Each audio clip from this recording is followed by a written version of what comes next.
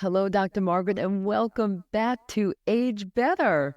Hi, Barbara. Thank you. Always great to be here. So today we're going to be talking about something that we've covered a few times before in the last few years, but I want to go a little bit deeper, and I really want people who are listening to kind of think about this in terms of what the theme is for my new year, which is putting yourself first, meaning taking better care of yourself. So let's get started. Okay. Vaginal dryness. That is the topic for today. Great Let's start topic. with the basics. Yeah, because it happens to so many women. Let's start with the basics. Why is it happening just because we've gone through menopause? What's happening? So when you know how important estrogen is for every part of our body, well, it happens to be particularly important for the vagina. And estrogen plays a huge role in keeping the moisture in the vagina, keeping the pH balance of the vagina, and it is responsible for allowing for the elasticity, meaning how stretchable the vagina is, and giving it some substance, some thickness to the walls.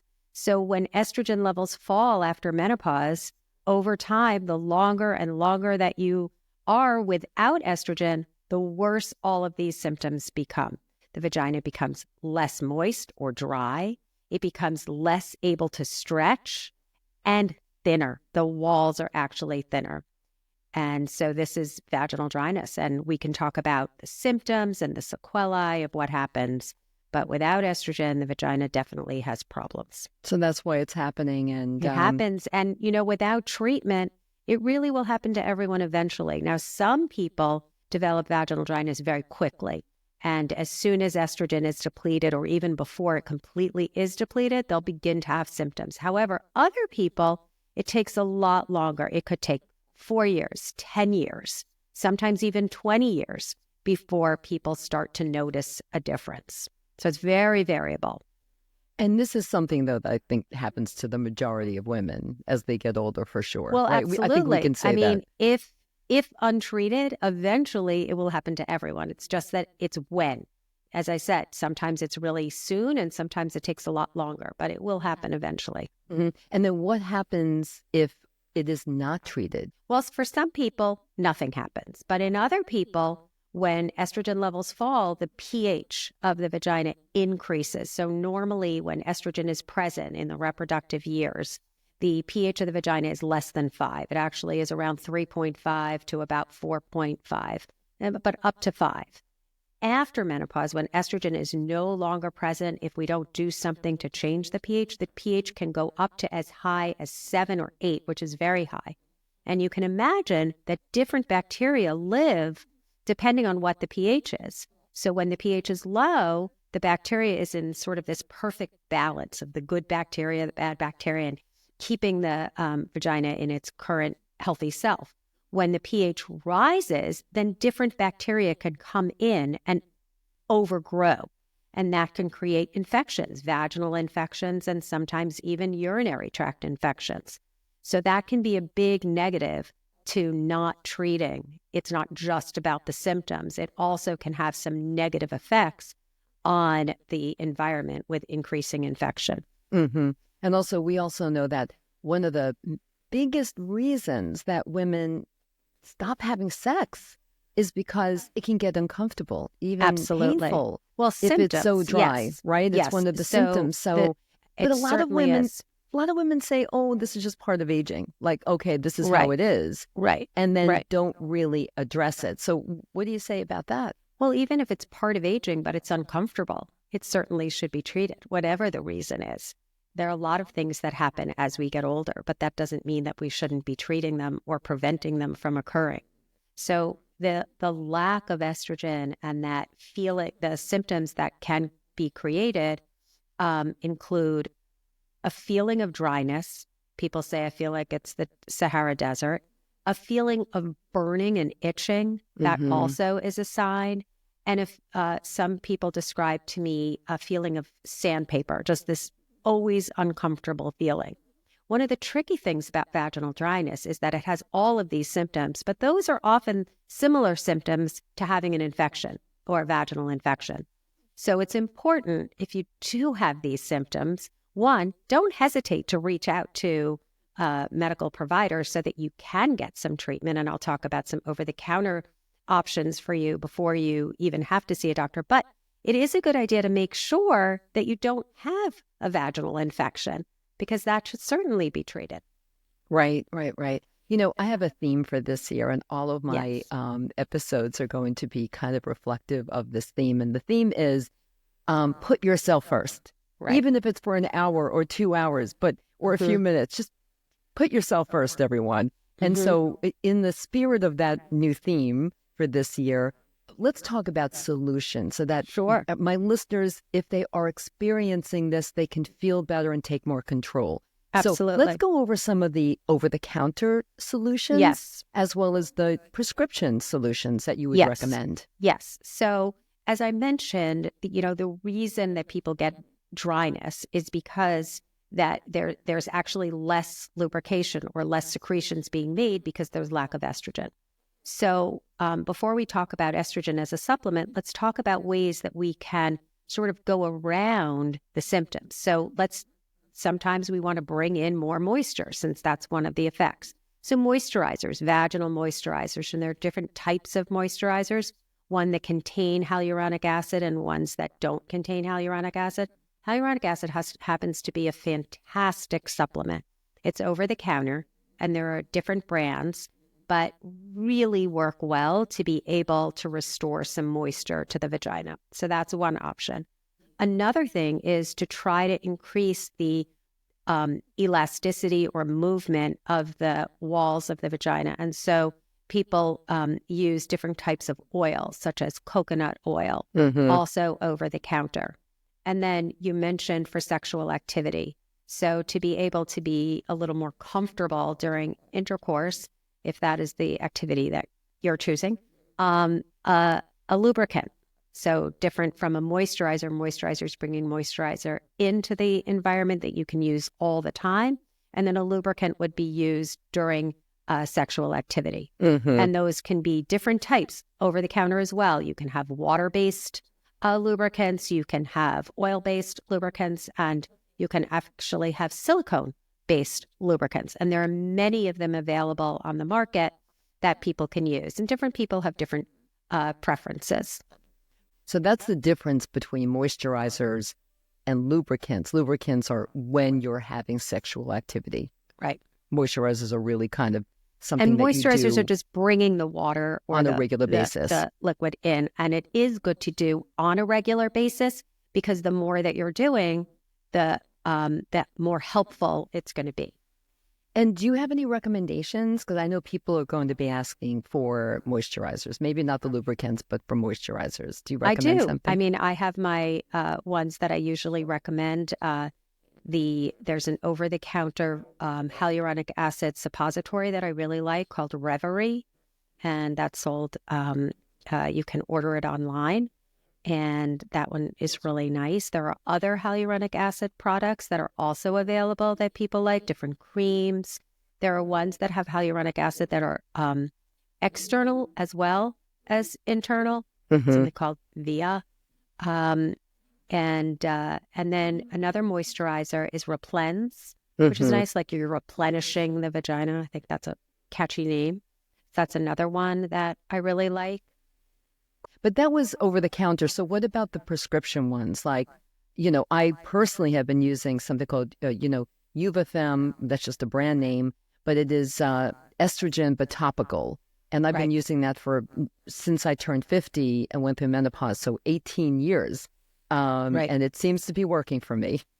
Well, the big thing about the prescription, so there are two types of prescriptions. There's estrogen and non-estrogen, but both prescriptions. So there's an oral prescription that's not estrogen that it actually works for vaginal dryness. So that's a systemic option.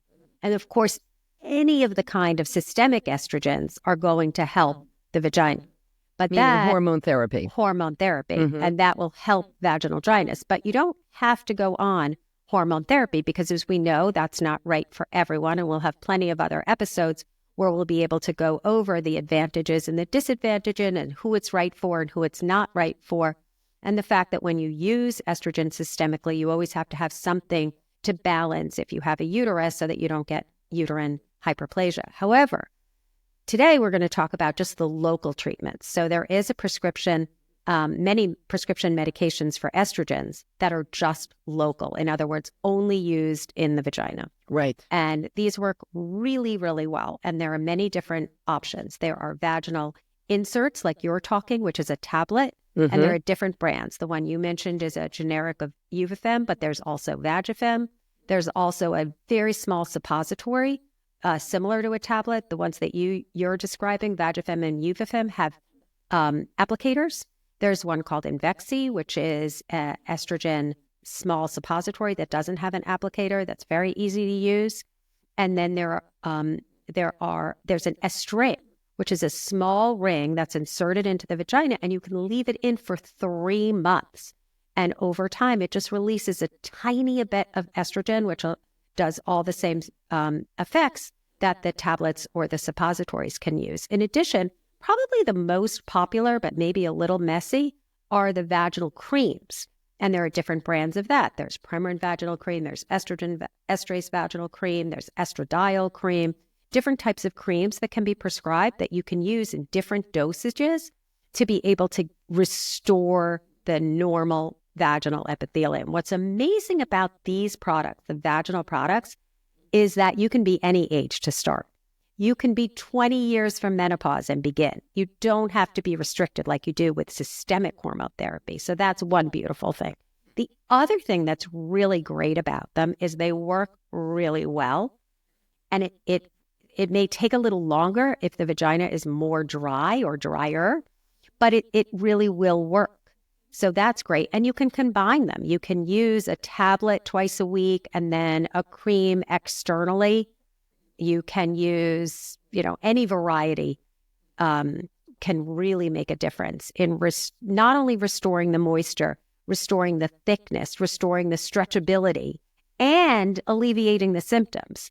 So it's a really nice option. There are some people who cannot take vaginal estrogen. Mm-hmm. So most everyone can use vaginal estrogen, but I would be careful in someone that has any type of estrogen receptor positive tumor. So estrogen receptor breast cancer.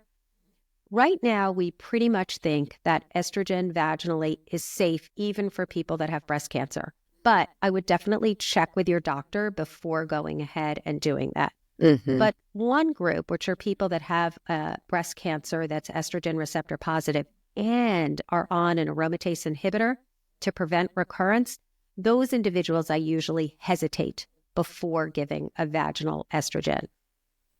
So I think, but most people, except if you have breast cancer and are on an aromatase inhibitor, most people can take it. Yeah. You know what's so wonderful about everything you just said is that, and it just makes me smile because people are hearing now that there were so many options available. Yes. There really are. Yes.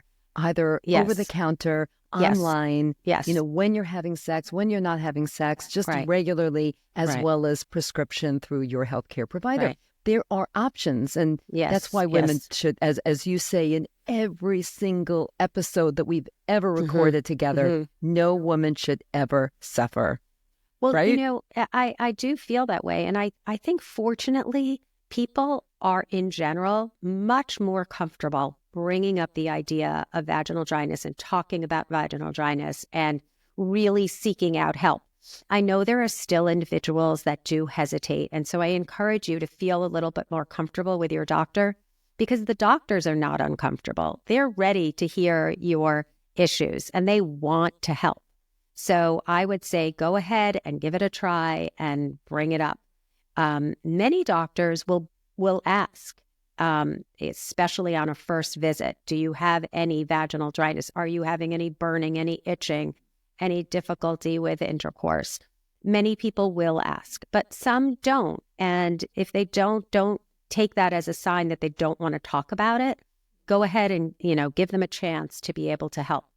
And also now you know about it. So now you know there are options for you. So go ahead and reach them. Go ahead and find out more. Yeah. And just in case you're someone that does have a vaginal infection, if you bring it up, then you can get tested and make sure that you don't have an infection. And The vaginal estrogens, one thing that's so interesting is that by treating with vaginal estrogen, you actually reduce the chance of developing urinary tract infections. There was one study that showed that the average urinary tract infection in a woman who was more than 10 years postmenopausal could be up to 5 UTIs a year. Wow. But with the use of estrogen, it went down to less than 1. So that's a huge improvement. So in someone that's having recurrent urinary tract infections and you can't figure out why, the reason might be vaginal dryness, and the answer might be some very low dose vaginal estrogen. Mm-hmm. Mm-hmm. But as I said, it's not right for everybody. And maybe you want to try the over-the-counter versions first, or you could use the over-the-counter with the estrogen. Right. I have a question. I mean, it's possible that some women might not even realize that they have an issue because maybe they're having just a little bit of a sensation, but maybe they're not having intercourse. Maybe they don't currently have a partner, so they're not having sex. Sure. And so shouldn't women of this age group, after menopause, consider like Reverie or something like that over the counter just prophylactically? I mean, I think it's a great idea because, if you think about the pH without estrogen is going to be increasing. Mm-hmm. So if you do these moisturizers that we discussed, the hyaluronic acid and the non-hyaluronic acid, they often lower the pH. That's one of the ways that they really help. In addition to bringing in liquid and moisture, they're lowering the pH. So if you're lowering the pH, you're lowering the chance of an infection. So it does make sense that you may want to be on them. I'm not saying that everyone needs to be on it, but yeah. I'm not but saying something that. to think about. I really think, because if you just don't know, it's like one of those silent things. Like, do you know your bones are getting thinner and weaker? Sometimes you have to just assume that there's a little bit of that going on, but surprisingly, and then take action. Yeah, but not every single person, does have that issue. I mean, some people maintain their pH normally for years before it becomes an issue. So that person might not need to be using hyaluronic acid. But someone that is, having symptoms, go ahead, you can get it checked. I mean, I measure the vaginal pH because on patients because I think that it's a great way to follow treatment. Yes. So if you start out and the pH is 8 and then you start treatment and it comes down to 5, wow, you're doing a fantastic job. Got it. Yeah. So I find it very helpful. Yeah. So let's get back to sex for a minute because this does play into having a better sex life possibly if you're taking care of your vaginal health. If sex is uncomfortable or even painful, dealing with this issue really could help them with your sex life and your intimacy. So in the next 2 episodes after this one, I'm doing a 2-part series with Joan Price. She is a sex expert who focuses on sex after 50. And she's been on the show before. And we're going to first be talking about reigniting your sex life after loss. A very important topic, and she wrote a best-selling book about it too. So this is going to be a great conversation. And then after that, we're going to be talking about kind of what were the best sex toys that she encountered in 2024, like a little review of the best sex toys that she really thinks that women over 50 should be looking at. So that's going to be a fun one too. So getting back to sex. So from your medical perspective, Dr. Margaret, what do you say to women who really, are worried or nervous about rekindling their sex lives because it's been painful or uncomfortable? What advice can you give? I think the advice is to treat. Yeah. Try over-the-counter products first. Try hyaluronic acid. Try, different moisturizers. Use lubrication, dilators. There are pelvic floor therapists who can be super helpful at being able to help the vagina get back to where it was before, or if it wasn't there to begin with, to get where it should be. So pelvic floor therapists can be so helpful. They can teach individuals how to use the dilator safely so that the vagina can stretch, or use a combination of over-the-counter products and estrogen.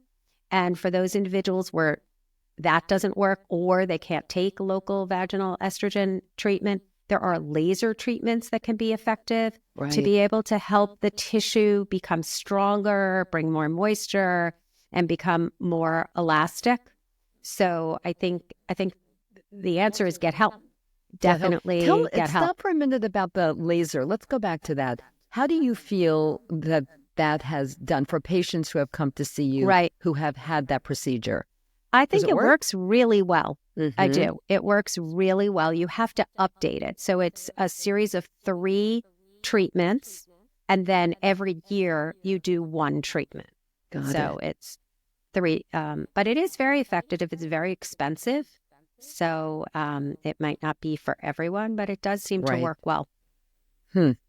So, we were talking about talking to your doctors, and I think you've already covered that. But, some women still are embarrassed or uncomfortable talking about it, certainly Sure. with their partners Sure. and with their doctors. But if you wanted to give them a couple of words that they could say to their doctors, if they're feeling like something is not right, they're having Right. symptoms, Right. maybe even during sex, Right. what would you say? Well, I think I would be very forthright. I would just say, I am uncomfortable talking about this if you are uncomfortable, but I have been having pain in my vagina, or I'm having itching, or my vagina feels like sandpaper. These are things that I've heard over and over and over again. I mean, the vagina is just part of our body. Mhm.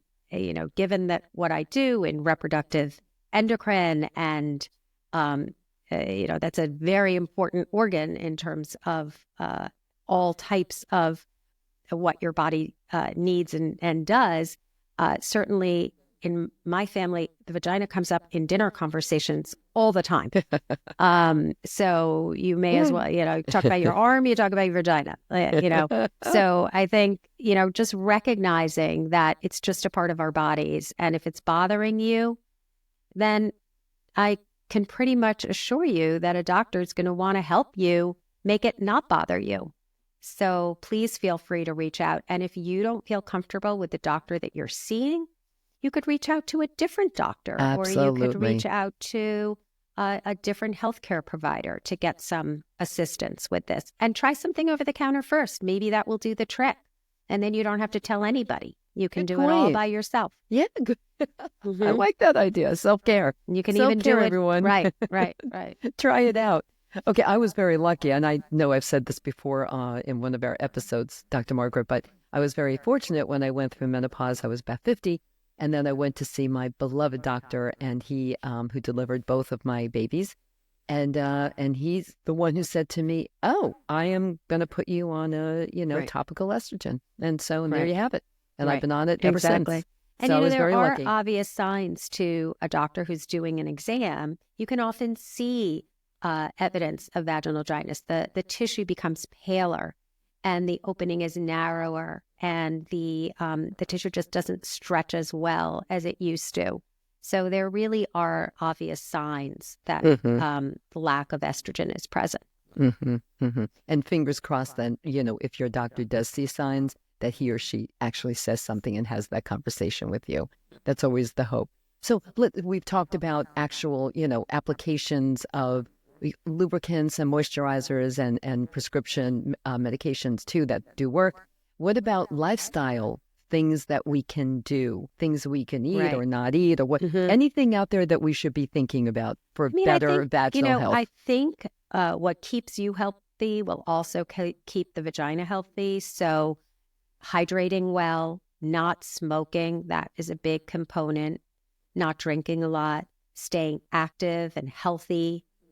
There is some evidence that increasing sexual activity helps, but do it safely. But all of the things that keep you healthy regularly, getting adequate sleep and exercise and not smoking, are also going to be helpful for the vagina. Yeah, absolutely. Yeah, we always like to say that what's good for the brain, kind of going up and down. What's good for the brain is good for the heart, is good for your mood, is good for your sex drive, is on and on and on. So it all works together, and that's always good. Dr. Margaret, as always, this was an incredibly informative, educational, and fun conversation with you, as always. I'm so glad. But before I let you go, what are your 3 biggest takeaways you want the audience to remember from today? Well, I think one is just from an education standpoint. It's that lack of estrogen, which happens after menopause, is going to cause vaginal dryness, whether it happens immediately or it happens in the long run. It's going to happen. So the symptoms of vaginal dryness are burning, itching, or just a general feeling of dryness. And that the effects on the vagina are raising the pH and thinning the skin and making it less elastic. And those things can be uncomfortable and those things can be reversed. And so lastly, my third takeaway is go ahead, feel comfortable, get help, over-the-counter help or prescription help. Vaginal estrogen is certainly an option in multiple different forms, or over-the-counter hyaluronic acid or other moisturizers or lubrications during the time of intercourse or other sexual activity. And, we didn't spend a lot of time on different oils, but I'll throw it in the summary. But, even just coconut oil that you can get in a grocery store can be really helpful. So would you consider that a moisturizer or a lubricant or either or? I would consider it a lubricant. Okay. But you could use it anytime.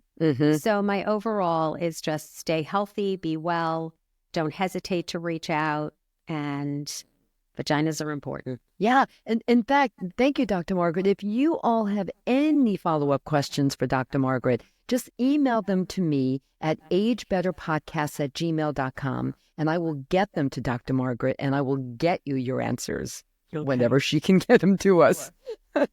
Well, Happy New Year to everyone. Happy New Year, everyone. Dr. Margaret, Happy New Year to you, and I know you'll be back soon. Okay, Absolutely. Thank you. Bye. Bye.